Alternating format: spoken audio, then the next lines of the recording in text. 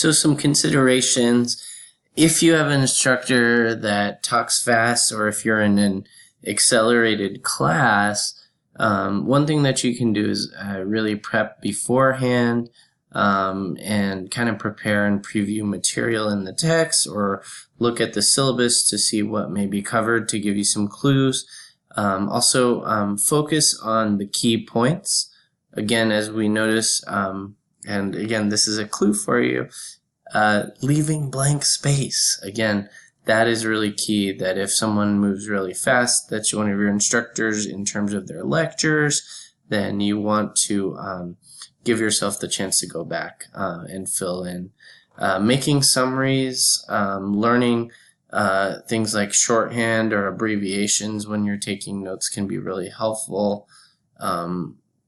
Asking questions, and even giving feedback to instructors to let them know, hey, you're moving a little fast, do you mind slowing down in a constructive way. And again, really important to note that do not just focus your note-taking on just the lectures, but really take notes on your reading, on your assignments, on your quizzes that you have, because that can help you process things a little bit better. And in conclusion, for note-taking, really use the method that works for you. Again, you don't have to do it exactly how we've suggested. In fact, students find success making hybrids or modifying formats. There are also other methods of note-taking that we didn't necessarily discuss in this lecture. Examples like mind mapping, which is kind of a visual way of mapping and organizing key points and related links. It almost kind of looks like a main idea brainstorm, and then links to other topics. Again, retyping your notes to become more legible, and just reprocessing it can be really important and helpful in processing. All right, so now we move from note-taking over to test-taking strategies, right? So simple techniques can help you do better on tests and exams. We'll talk about predicting what may appear on exams, really doing group study or working with buddies, and also we'll address test anxiety, which happens to a lot of us and that a lot of us experience. So one of the key pieces to approaching exams is disarming the test. So remember that a test doesn't necessarily reflect what you've accomplished or how much you know. For example, you may be a really good test taker, but maybe not really know all the materials. You might be really lucky and do really well on a test. On the flip side, you could really know the material well, but you get anxious and nervous and maybe don't do as well on the test. So what's really key is your chances of success are much better if you don't put any added pressure on top of what's already coming with the exam. So don't be extra hard on yourself. Remember, if you're preparing, your chances of success are going to be a lot better. And if you use the note-taking strategies, the memorization strategies, the reading strategies that we've talked about, that can help quite a bit, and that ties it all together. Really key to do a major review, but as we said earlier, as you're learning material, study it, because that can help you later in the long run. Flashcards and visuals can be also really helpful, and those can be great tools. And you can also look at the style of other exams. So if you look at, say, a midterm, see what kind of questions and the way things are formatted. That may give you clues on how the final exam or the next midterm may be. So one of the best strategies is to predict test and exam questions, right? So, ask the instructor what kind of questions will be asked. Is it something that's cumulative, which means everything that's covered? Is it only on what we've covered since the last exam? So that's really key. What kind of format will it be? Is it going to be an essay exam? Will it be a Scantron multiple choice exam? Will it be short answer? Another key strategy is to really put yourself in the instructor's position. If you were the instructor, what would be asked?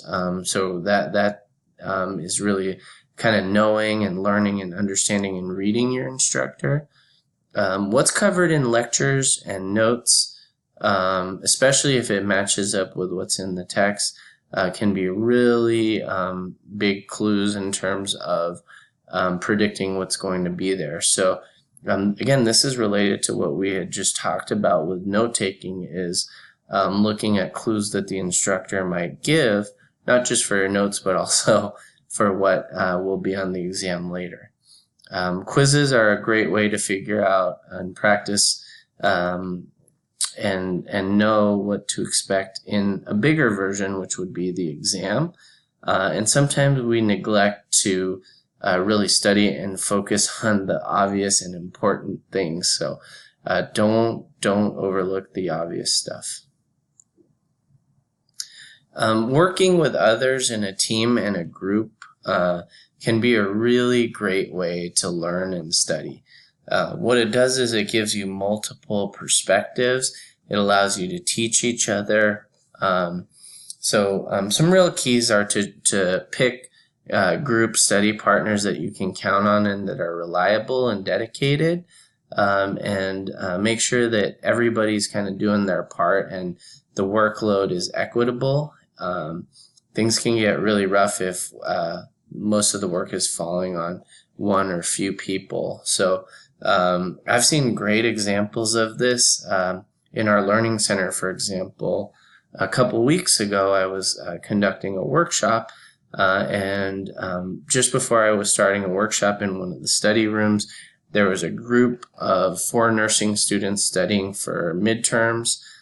So again, they were helping each other. So a lot of times in education and academics, it could be very individualistic, but why not work together as a team so that you can all do well and do better?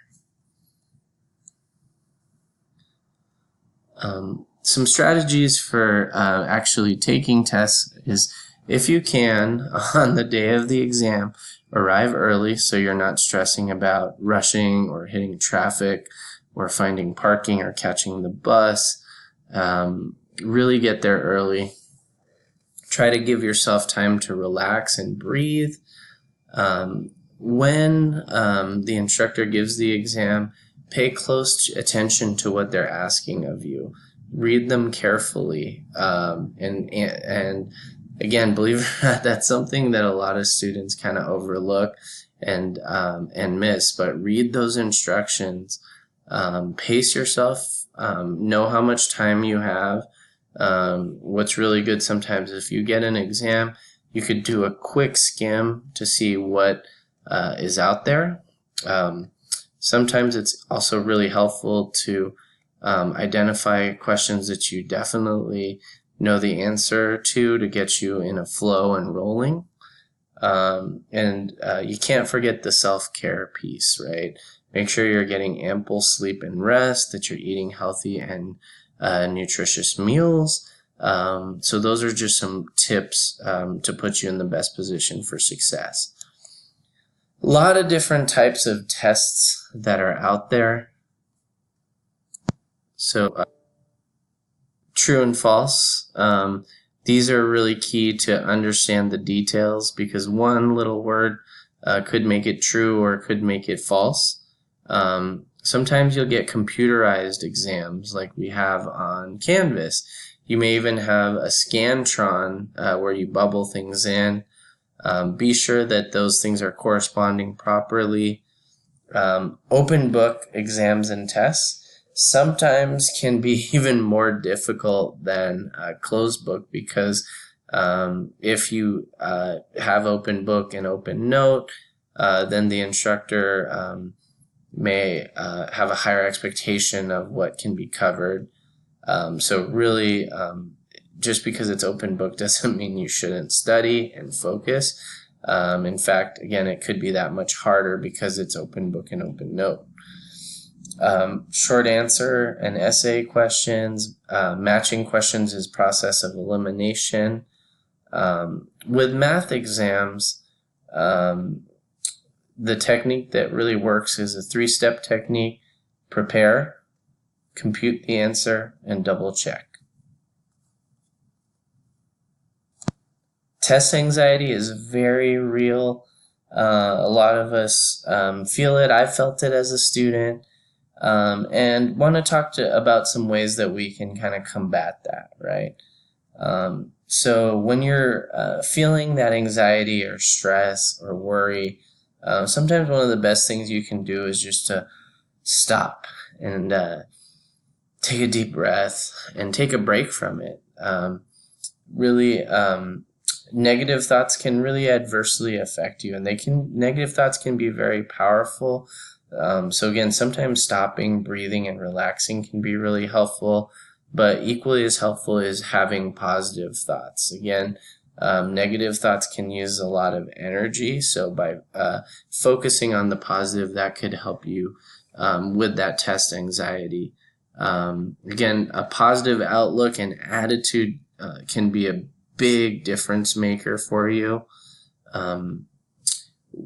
If you've got a lot going on and a lot on your mind, that can also create anxiety, because you might not only have anxiety about the test and exam, but other things that are going on in your life. But what you can do is really, again, that focus on the time and place of studying, and just making time for that studying and dedicating those blocks to really get your mind right and in the swing of things, knowing that you will have time later, but if it's time to study, it's time to study.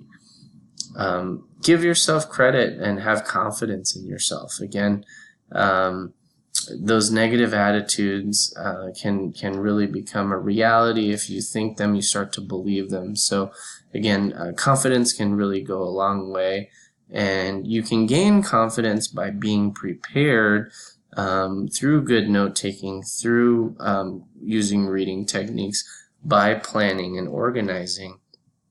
So if you're doing those things, I think that will really build your confidence and prepare you as well. Another thing to think about is really what is the worst that can happen. I think one of the things that Dave Ellis talks about is earning an F, right? But not really looking at that F as failure, but an F as feedback for you. So not meaning that you're not smart or successful. Again, using these strategies like deep breathing, exercising, staying healthy, sleeping, self-care can be really helpful. And actually, in October, CSM is actually offering test anxiety workshops to help you. So be sure to check those out. Those are put on by the counseling department. And to conclude, just some tips. Plan and prepare ahead if you can. Review early and often. Use tools like flashcards. Try to predict questions. Put yourself in the instructor's shoes. And know that there are a lot of different types of exams, so you're going to want to study accordingly depending on the type of exam and whether or not notes are allowed or if you can, it's open book. Be sure to use those techniques to combat test anxiety, like breathing and eating healthy and exercising, taking breaks. If you do have to cram, focus your study, review the keywords, and just be at peace with knowing you have a limited amount of time. Again, grades don't tell you the whole story. They're feedback. So with that said, I wish you the best of luck on the midterm. I'm confident that you'll do great.